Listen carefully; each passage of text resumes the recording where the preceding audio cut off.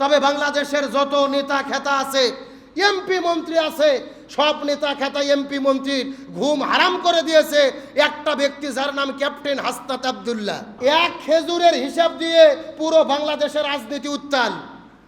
স্বাধীনতার 55 বছর পার হয়ে গেছে, সরকারের পক্ষ থেকে খেজুর আসে, কাপড়ের কাপড় আসে গরিব মানুষের জন্য, তারপরে বাচ্চাদের খেলনা আসে, উট দুম্বার গোস্ত আছে কুরবানির ঈদের পরে। 55 বছর পার হয়ে গেছে, উট দুম্বার গোস্ত তো দূরের কথা, কাপড়ের কাপড় পর্যন্ত এই নেতা খাতা এমপি মন্ত্রী চুরি করে খাইছে। এখন সব এমপি মন্ত্রী প্রশ্নের মুখে পড়েছে। এলাকার জনগণ বলতেছে আমাদের খেজুর কই, কাপড়ের কাপড় কই, উট দুম্বার গোস্ত কই। এক হাসনাত আব্দুল্লাহর খেলা দেখাতে সব এমপি মন্ত্রীর ঘুম হারাম, তারা টেনশনে পড়ছে। এক হাসনাত আব্দুল্লাহ সব এমপি মন্ত্রীর ঘুম হারাম করে দিয়েছে। নির্বাচনের আগে তিনি বলেছিল আমি যদি এমপি হই 299 জন এমপির ঘুম হারাম করে দেব। এটা তিনি প্রমাণ করেছে। গত 3 দিন আগে রাতের বেলা হঠাৎ করে ফেসবুক লাইভে এসে ওয়েবসাইটের মাধ্যমে তার আসনে 1 মাসে কত কোটি টাকার বরাদ্দ এসেছে, কয় টাকার কাজ হয়েছে, কয় টাকার কাজ বাকি আছে, কোন কোন রাস্তা হবে, কি কি সরকারের অনুদান এসেছে, এমনকি কয় কার্টুন খেজুর এসেছে, কাকে কাকে খেজুর দিয়েছে, এই হিসাব পর্যন্ত দিয়ে দিয়েছে। আলহামদুলিল্লাহ বলবেন না? কদর যদি পেতে চাই শুধুমাত্র 27 রাতে একদিন ইবাদত করলে হবে না। আমার নবী হাদিস শরীফের মধ্যে বলেন লাইলাতুল কদর যদি তোমরা তালাশ করতে চাও, শেষ দশকের বেজর রজনী তোমাদেরকে তালাশ করতে হবে। কি রজনী? 21, 23, 25, 27, 29, কয় দিন? আরো ধরে বলেন। অথচ বাংলাদেশের মানুষ শুধু 27 তারিখ নিয়ে ব্যস্ত, আমাদের দেশের মানুষ শুধু 27 রাত নিয়ে ব্যস্ত থাকে। অথচ লাইলাতুল কদরের যতগুলো আলামত রয়েছে অধিকাংশ আলামত আমরা দেখতে পারলাম 23শে রমজান আজকে রাতেই আমরা লক্ষ্য করে দেখতে পারলাম। কথা বলেন না কেন? ঠান্ডা ঠান্ডা বাতাস হবে, হালকা বৃষ্টি হবে, চমৎকার মিষ্টি মিষ্টি মৃদু মৃদু বাতাস থাকবে, ইবাদত করে শান্তি পাওয়া যাবে। গত রাতে এই আলামতগুলো ছিল না? কথা বলেন। আমরা গত কয়েক বছর ধরে দেখতেছি 23শে রমজানই এই আলামতগুলো আমরা দেখতে পারি। কোনো মাসে 25 তারিখ দেখতে পারি, কোনো মাসে 27 তারিখ। এই জন্য এক রাতের প্রতি ঝুঁকলে হবে না। বুদ্ধিমান যদি আমরা হতে চাই, আমাদের বেজর অন্তত 10 দিন যদি ইবাদত করতে নাও পারি, এই 5টা দিন আমাদের ইবাদত করতে হবে। সুতরাং 21 গেছে, 23 গেছে, সামনে বাকি আছে 25, 27, 29। এই বাকি 3টা দিন রাত জেগে জেগে আমরা আল্লাহর কাছে দোয়া করব, নামাজ পড়ব, তওবা করব, ইস্তিগফার করব, কোরআন তেলাওয়াত করব। একটাবার যদি লাইলাতুল কদর আমাদের কপালে জুটে যায়, আমাদের কপাল ভালো, আমাদের জীবনকে সফল করে দেবেন কে? আর একটু জোরে বলেন। আরে রমজান এসেছে তো আমাদের সফলতা দেওয়ার জন্য, রমজান এসেছে আমাদের পরিবর্তন করার জন্য, রমজান এসেছে জীবনের গুনাহগুলো মাফ করে নেওয়ার জন্য। আপনি রোজাও থাকেন, অন্যায় অপকর্মও করেন, রোজাও থাকেন, মিথ্যা কথাও বলেন, রোজাও থাকেন, গীবত করেন, আপনি জীবনের অপকর্ম পরিবর্তন করতে পারলেন না। এই রোজা দিয়ে কি কোনো কাজ হবে? জোরে বলেন, কোনো কাজ হবে? এই রমজান মাসে চাঁদাবাজি বন্ধ হয় নাই, ধর্ষণ বন্ধ হয় নাই, হত্যা বন্ধ হয় নাই, গীবত বন্ধ হয় নাই, সব কিছু বাংলাদেশে চলতেছে না চলে না? এ কথা বলে না কেন? সব কিছু চলতেছে, নেতা খেতারা পর্যন্ত অন্যায় অপকর্ম করতেছে। তবে বাংলাদেশের যত নেতা খেতা আছে, এমপি মন্ত্রী আছে, সব নেতা খেতা এমপি মন্ত্রীর ঘুম হারাম করে দিয়েছে একটা ব্যক্তি, যার নাম ক্যাপ্টেন হাসনাত আব্দুল্লাহ। কথা বলে না কেন? এই হাসনাত আব্দুল্লাহ 27 বছর বয়সে সংসদে গিয়েছে। এক হাসনাত আব্দুল্লাহ সব এমপি মন্ত্রীর ঘুম হারাম করে দিয়েছে। নির্বাচনের আগে তিনি বলেছিল আমি যদি এমপি হই 299 জন এমপির ঘুম হারাম করে দেব। এটা তিনি প্রমাণ করেছে। গত 3 দিন আগে রাতের বেলা হঠাৎ করে ফেসবুক লাইভে এসে ওয়েবসাইটের মাধ্যমে তার আসনে 1 মাসে কত কোটি টাকার বরাদ্দ এসেছে, কয় টাকার কাজ হয়েছে, কয় টাকার কাজ বাকি আছে, কোন কোন রাস্তা হবে, কি কি সরকারের অনুদান এসেছে, এমনকি কয় কার্টুন খেজুর এসেছে, কাকে কাকে খেজুর দিয়েছে, এই হিসাব পর্যন্ত দিয়ে দিয়েছে। আলহামদুলিল্লাহ বলবেন না? এক খেজুরের হিসাব দিয়ে পুরো বাংলাদেশের রাজনীতি উত্তাল। হাসনাত আব্দুল্লাহ বলতেছে আমি 39 কার্টুন খেজুর পাইছি আমার আসলে। 39 কার্টুন খেজুর মানে প্রতি কার্টুনে 8 কেজি খেজুর, মানে 312 কেজি। কোন কোন মাদ্রাসায় দিছে, কোন কোন গরিব মানুষকে দিছে, নামের লিস্ট সহ প্রকাশ করে দিয়েছে। এখন তামাম দেশের জনগণেরা আন্দোলন শুরু করেছে যে হাসনাত আব্দুল্লাহ যদি 39 কার্টুন খেজুর পায়, তা আমাদের থানা আর আমাদের আসনের খেজুর কই গেল? কথা কন না গা? আচ্ছা, আপনারা কি কেউ সরকারি খেজুর পাইছেন? বগুড়া এসেছে 291 কার্টুন খেজুর। কত? 291 কার্টুন খেজুর এসেছে বগুড়া জেলা। প্রতি কার্টুনে 8 কেজি খেজুর। আপনারা কি 2-4টা খেজুর পাইছেন? বগুড়ার খেজুর খাইলো কে? জিব্রাইল এসে খাইয়ে গেছে নাকি? স্বাধীনতার 55 বছর পার হয়ে গেছে, সরকারের পক্ষ থেকে খেজুর আসে, কাপড়ের কাপড় আসে গরিব মানুষের জন্য, তারপরে বাচ্চাদের খেলনা আসে, উট দুম্বার গোস্ত আছে কুরবানির ঈদের পরে। 55 বছর পার হয়ে গেছে, উট দুম্বার গোস্ত তো দূরের কথা, কাপড়ের কাপড় পর্যন্ত এই নেতা খাতা এমপি মন্ত্রী চুরি করে খাইছে। গত 55 বছরে আপনাদের এলাকায় সরকারি কোনো কাপড়ের কাপড় পাইছেন? হাসনাত আব্দুল্লাহ এমপি না হলে আমরা জানতামই না যে সরকারের পক্ষ থেকে এত অনুদান এই জনগণের জন্য আসে। হাসনাত আব্দুল্লাহকে স্যালুট দেই। তার নাম হলো ক্যাপ্টেন হাসনাত আব্দুল্লাহ। আসলে তিনি ক্যাপ্টেন আর নেতার মতো দায়িত্ব পালন করছে। এখন সব এমপি মন্ত্রী প্রশ্নের মুখে পড়েছে। এলাকার জনগণ বলতেছে আমাদের খেজুর কই, কাপড়ের কাপড় কই, উদ্দুম্বার গোস্ত কই। এক হাসনাত আব্দুল্লাহর খেলা দেখাতে সব এমপি মন্ত্রীর ঘুম হারাম, তারা টেনশনে পড়ছে। তার মানে দেশ পরিবর্তন হয়ে গেছে, 24 পরবর্তী বাংলাদেশ। আপনি চাইলেই চুরি ডাকাতি করতে পারবেন না, আপনাদেরকে ধরা খাইতেই হবে। এক হাসনাত আব্দুল্লাহর মতো সব এমপি যদি বাংলাদেশে হইতো, এই দেশ 6 মাসের মধ্যে সোনার বাংলাদেশ হয়ে যেত। আমি তো মনে করি হাসনাত আব্দুল্লাহর মতো সব এমপি মন্ত্রীর দায়িত্ব তার মতো করে কয় টাকার বরাদ্দ হচ্ছে, কয় টাকার কাজ হচ্ছে, কয় টাকার খেজুর আসতেছে, কয় টাকা জনগণ পাবে, এটা জাতির কাছে প্রকাশ করে দেওয়া দরকার নিজেদের স্বচ্ছতার জন্য। কিন্তু এমন কি আপনি পাবেন? কতক্ষণ নাকি সব এমপি কি এমন হবে? লাগাইছেন তেঁতুলের গাছ, আপেল পাবেন না, তেঁতুলই খাওয়া লাগবে। তবে যাই হোক, আশা করি চুরি করে আর কেউ পার পাবে না। এই 2-4টে ভালো মানুষের জন্য এরা ধরা পড়বে ইনশাল্লাহ, বলেন। তাহলে রমজান এসেছে পরিবর্তনের জন্য, রমজান এসেছে জীবনের গুনাহ মাপ নেওয়ার জন্য, রমজান এসেছে চরিত্র গঠনের জন্য। লাইলাতুল কদর যখন আসে, হাজার রহমতের ফেরেশতা কে নাজিল করে? আল্লাহ তাআলা। তারপরে বললেন তাতানাজ্জালু আলাইহিমুল মালাইকাতু ওয়ার রূহু ফিহা বিইذনি রাব্বিহিম মিন কুল্লি আম সালামুন হিয়া হাত্তা মাতলাইল ফাজর। এই সমস্ত ফেরেশতাগুলো ফজর পর্যন্ত এই জমিনে বিচরণ করতে থাকে, বলেন সুবহানাল্লাহ। ফজর পর্যন্ত মানে হলো সারা রাত। ফজর মানে সকাল শুরু হওয়া, সেই ফজরের আগ পর্যন্ত ফেরেশতারা থাকে। এই লাইলাতুল কদরে যে যা চায় আল্লাহ তাদের দোয়াকে কবুল করে দেয়। আর লাইলাতুল কদর পাওয়ার পরেও আমরা যদি জীবনের গুনাহ মাফ করে নিতে না পারি, রাসূল বললেন এদের চাইতে বড় হতভাগা, বড় কপাল পোড়া, বড় ধ্বংসাত্মক ব্যক্তি এই দুনিয়াতে কেউ হতে পারে না। সুতরাং আসুন আমরা সিদ্ধান্ত গ্রহণ করি, রমজান এসেছে পরিবর্তনের জন্য, আমাদের সিদ্ধান্ত নিতে হবে পরিবর্তন হওয়ার জন্য। রমজান বিদায় নেওয়ার আগে আমাদের জীবনের গুনাহ আমরা মাপ পেতে চাই কি চাই না? আর মাত্র 7টা দিন আমাদের ভিতরে আছে। এই দিনগুলো কাজে লাগাই, আল্লাহর ইবাদত করি, হক আদায় করে আল্লাহর কাছে বেশি বেশি তাওবা করি, ইস্তিগফার করি, কোরআন তেলাওয়াত করি। ইবাদতের বিনিময়ে আমাদের কে মাফ করে দিতে পারেন? আমার বন্ধুগণ, মুসলমান ভাইরা গভীর মনোযোগ লক্ষ্য করুন।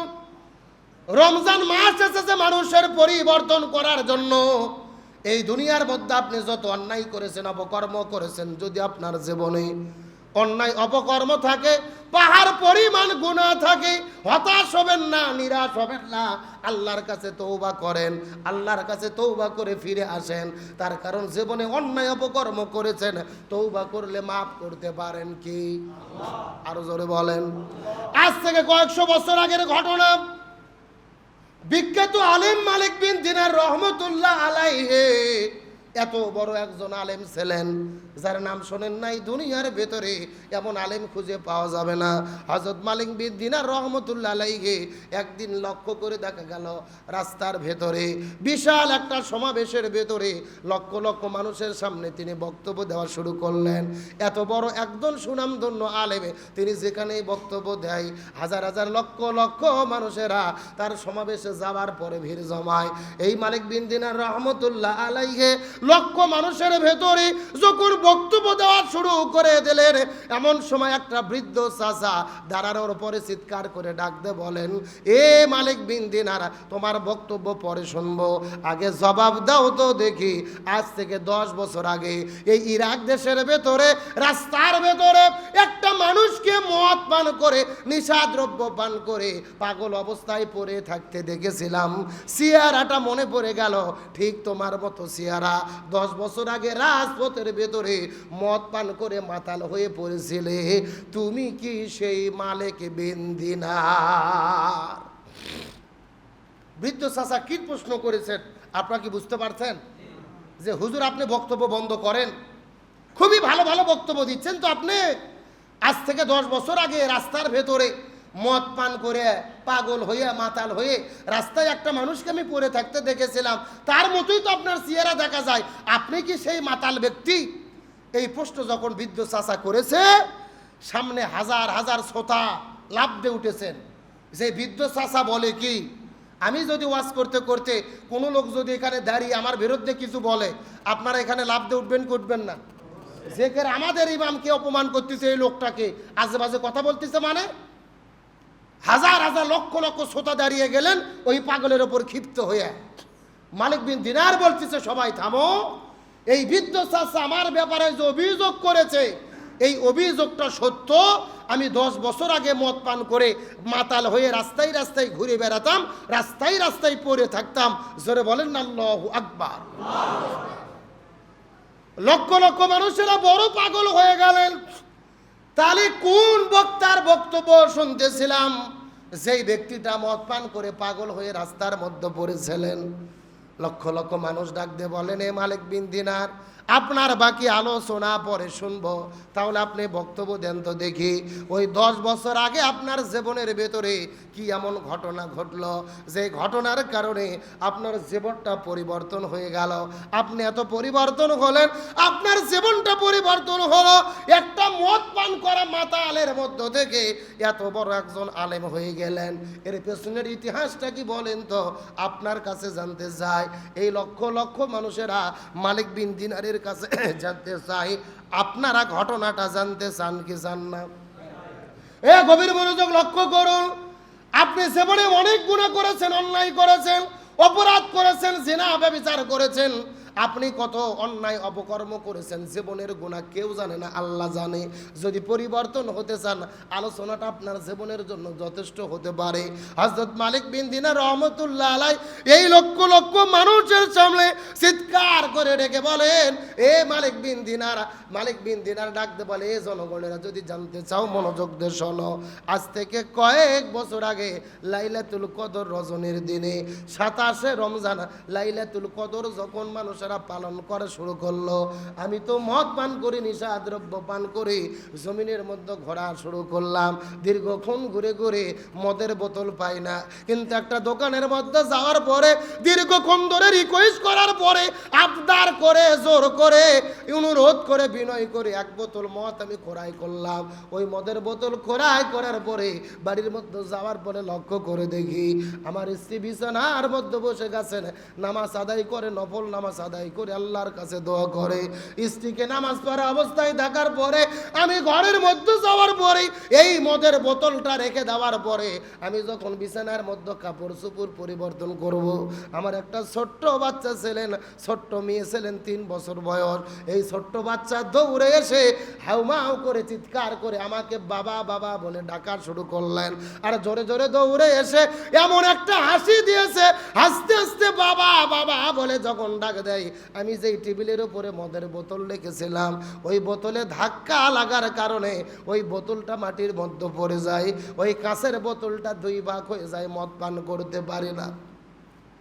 মনের মধ্যে কষ্ট নিয়ে ঘুমায়া বললাম, মদ পান করা হলো না, 1 বছর পার হয়ে গেল, পরের বছর আবারও লাইলাতুল কদর 27 রমজান রাত চলে এসেছে। আমি অনেক কষ্টে এক বোতল মদ সংগ্রহ করার পরে বাড়ির মধ্যে যাওয়ার পরে লক্ষ্য করে দেখি ওই গত বছরের মতো আমার স্ত্রী আবারও বিছানার মধ্যে পড়ে পড়ে নামাজ পড়ে আল্লাহর কাছে কান্নাকাটি করে করে করে করে দোয়া করে। আমি মদের বোতলটা নিয়ে যাওয়ার পরে ওই গত বছরের মতো আবারও টেবিলের উপরে যখন রাখলাম, রাখার সাথে সাথে যখন বোতলের দিকে চোখ গেল, আমার কলিজার মধ্যে হাউমাউ করে কান্না শুরু হয়ে গেল। তার কারণ হলো আজ থেকে 1 বছর আগে আমার মেয়েটির আঘাত পেয়ে, আমার মেয়েটির ঝাঁকুনি পেয়ে, আমার মেয়েটি মদের বোতলের সঙ্গে ধাক্কা লেগে যেই মদের বোতলটা ভেঙে মদ পান করা বন্ধ হয়ে গিয়েছিল। আজকে 3 মাস হয়ে গেল আমার ছোট্ট মেয়েটি দুনিয়ার মধ্য থেকে বিদায় নিয়ে চলে গেছে। আজকে কে আসবে রে আমার বোতলটাই জায়গায় ধাক্কা দিয়ে জমিনের মধ্যে ফেলে দেবে। 3 মাস আগে আমার সেই ছোট্ট মেয়েটি সারাদিন আমাকে বাবা বাবা বলে ডাকতো, আমার কাছে এসে হাসি খুশি করে খেলাধুলো করতেন। 3 মাস আগে আমার সন্তানটি দুনিয়া থেকে বিদায় নিয়ে চলে গেছে। ওই সন্তানের কথা মনে হয়ে মদের বোতলটা আমি নিজেই ফেলে দিলাম, মদ পান করলাম না।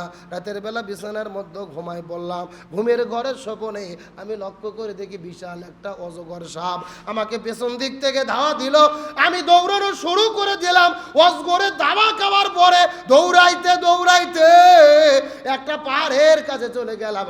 দেখি একটা বৃদ্ধ চাচা, এই চাচা আমার কাছে এসে ডাক দে, বলে বাবা আমার শরীরের মধ্যে কোনো শক্তি নাই, তোমাকে রক্ষা করতে পারবো না, তবে যদি পাহাড়ের ওপরে দৌড়াই গিয়ে ডান দিকে একটা রাস্তা আছে, ওই ডান দিকে গেলে তুমি হয়তো বা বিপদ থেকে মুক্তি পেতে পারো।